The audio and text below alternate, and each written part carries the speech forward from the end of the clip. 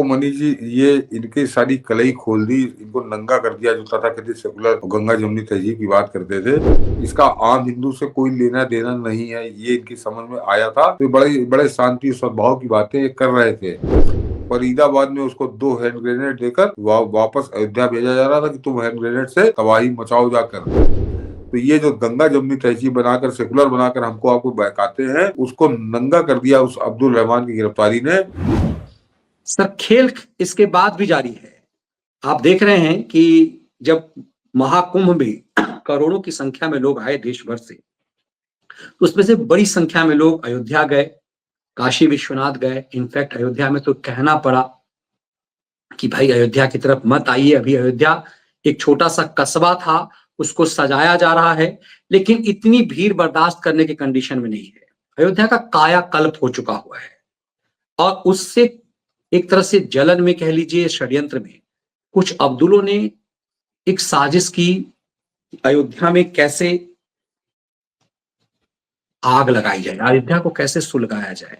Strategically देखिए, जब supreme court का फैसला आया था तो प्रधानमंत्री ने कहा था कि हम जश्न नहीं मनाएंगे ताकि किसी को जख्म ना पैदा हो।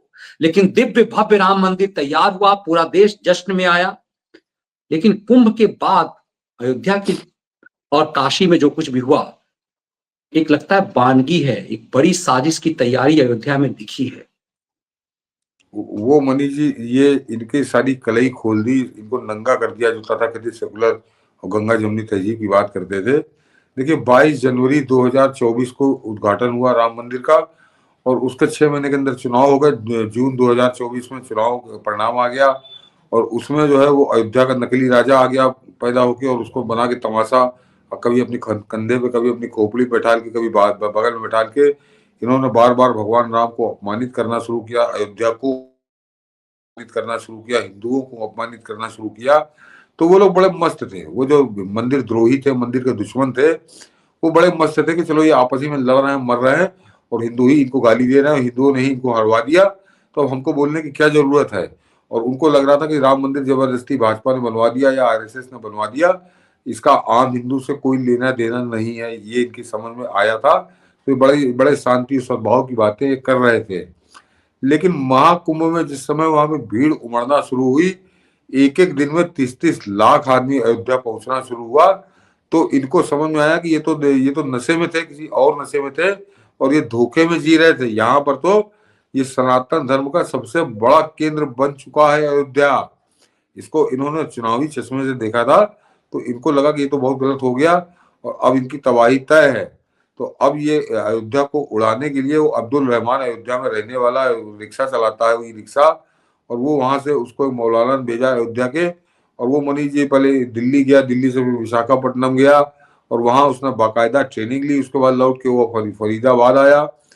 फरीदाबाद में उसको 2 हैंड ग्रेनेड देकर वापस अयोध्या भेजा जा रहा था कि तुम हैंड ग्रेनेड से तबाही मचाओ जाकर। तो वो पकड़ लिया गया एजेंसियों द्वारा, सतर्क है हमारी पूरी पुलिस और एजेंसियां। अन्यथा इसी दौरान वो कैसी तबाही करता और कैसा दंगा करता है उत्तर प्रदेश के अंदर, कि अयोध्या में जिस समय वो हैंड ग्रेनेड चलते, विदेशी हैंड ग्रेनेड, तो सोचिए क्या हाल होता। और वो विशाखापट्टनम गया था ट्रेनिंग लेने। तो ये जरा दर्शक, इसको इसमें जो सबसे खास बात है कि अभी तक जब आतंकवादी पकड़े जाते थे तो ये होता था कि पाकिस्तान से ट्रेनिंग लेके आया, यहाँ से नेपाल गया, नेपाल से पाकिस्तान चला गया, दुबई गया, वहां से पाकिस्तान चला गया। अब इनके ट्रेनिंग सेंटर इसी हिंदुस्तान के अंदर बन चुके हैं और इनको हथियार भी हिंदुस्तान के अंदर ही उपलब्ध कराए जा रहे हैं। तो स्थिति खराब है ये। वो अगर एजेंसियों ने ना पकड़ा होता तो ये कम बड़ा यहाँ पे खून खराबा अयोध्या के अंदर देखते, क्योंकि आज भी अयोध्या में लाखों आदमी पहुंच रहा बनी जी, और वहां पर अगर आप एक हथगोला फेंक दीजिए, फट जाए तो 100-200 आदमी तो ऐसे ही मर जाएगा। ये इंतजाम ये कर रहे थे। तो ये जो गंगा जमुनी तहजीब बनाकर, सेकुलर बनाकर हमको आपको बहकाते हैं, उसको नंगा कर दिया उस अब्दुल रहमान की गिरफ्तारी ने। और वो शंकर के नाम से घूम रहा था पूरे हिंदुस्तान में। इसको जरा याद कर लीजिए, कमाल है कि वो शंकर नाम रख के पूरे हिंदुस्तान में टहल रहा था। तो ये इस तरह के बहुरूपीय आस्तीन के सांप हमारे अगल बगल घूम रहे हैं और उन पर बड़ी सजग सतर्क दृष्टि हम लोगों को रखनी है। एजेंसियां तो रखती ही है, आप अपने अगल बगल जो 2-4-10 लोग हैं उन पर जरूर निगाह रखिए। बिल्कुल। और ये सब चीजें बताती है सर कि क्यों जरूरी है नाम।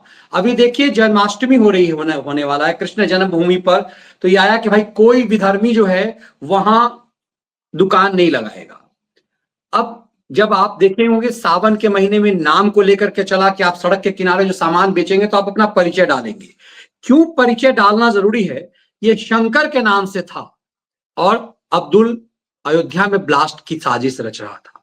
अब ये उत्पात मचाया जा रहा कि हमें क्यों नहीं सामान बेचने दिया जाएगा, मतलब ये हिंदुओं को बेच करके हिंदुओं पर ही ब्लास्ट, उन्हीं की जो धार्मिक आस्था के केंद्र है वहां ये उत्पात मचाएंगे। हमने देखा कि प्रयागराज में भी विधर्मियों ने खूब कमाई की। जब कमाई का जरिया हो तो फिर वो माल लपेटेंगे और फिर उसके बाद अब्दुल जो है वो शंकर के का नाम ले लेकर के इस तरह की हरकतें करेगा।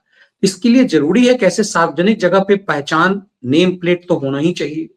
ये भी एक चीजें बता रहा है कि अभी चूंकि जन्माष्टमी आ रही है तो